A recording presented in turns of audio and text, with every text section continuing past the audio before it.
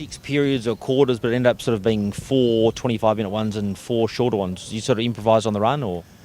Well, it was with during the week discussions with Carlton were always going to be a bit flexible. It was probably more in the end that they were sort of running out of numbers, so we just didn't want to make it a hybrid game. But I think both teams got what they wanted out of it from that point of view. So the conditioning was good. Most guys got good minutes. So from that point of view, both teams would be happy. Are you comfortable leaving the more experienced blokes like Scott and Treloar and stuff on in the last few little bits? Looks like Carlton rotated a bit more. Yeah, well, that was always to our plan. We went in with those guys, so yeah, no, they're ticking along really well. So so far so good with minutes played, minutes that we want to get into going into round one. So yeah, that was mission accomplished there for us. As a young side, did you have a hunch that they were going to come out and perhaps look pretty hungry for 4 or 5 quarters? They looked pretty intense there for a little while. Oh yeah, well they were obviously really strong early. They were far more aggressive in the first 3 periods than we were. So that happens. I mean in the end, you're playing against opposition now, even though it's a practice game. We're competitive. Guys are competitive. We want to do better. Yeah, as I said, we took some things out of it. I'm sure they did too. So from that point of view, it's a useful exercise between the two clubs. Braden Sire, okay.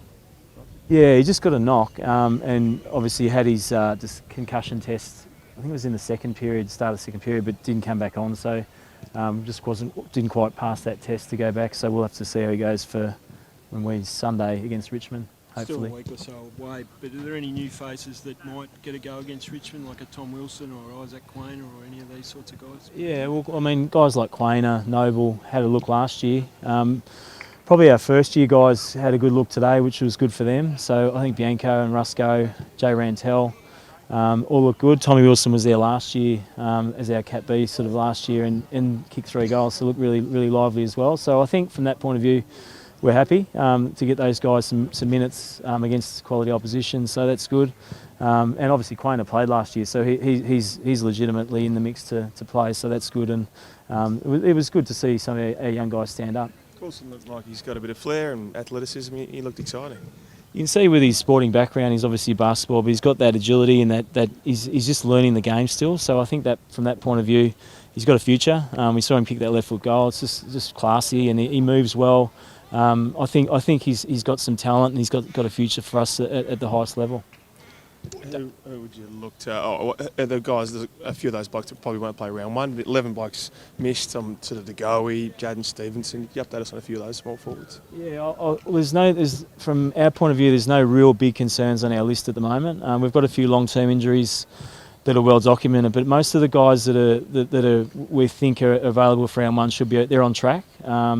Obviously, we had a lot out today, which was fine. Their minutes are being managed back at the club. Hopefully we can get some guys back in next week for our first Marsh game that haven't played yet. But we have no real concerns about guys that we're racing against the clock with. I think guys like Geordie DeGoey, Stevenson, they're on track to hopefully play round one. Yeah, Elliot, he's rested today. We had a number of guys that just through management today have done so much work. He's fine, but he just needed was managed out of today. Geordie's had a bit of a tight back, Geordie, but he's done enough work for you to feel like he can play most series. Well, his last 3-week block's been really solid and intense, and his work, as I said, his workload's been really high. So from a physical point of view, he's fine. We're just managing back into full training. So he won't play against Richmond, Jordan DeGoey. There's no chance of that happening next week? Oh, he's a chance, and I think he'll play some minutes next week, which is good. We've got time on our side, so he's just building fitness now. His body's fine. He's just building fitness to get back to round one.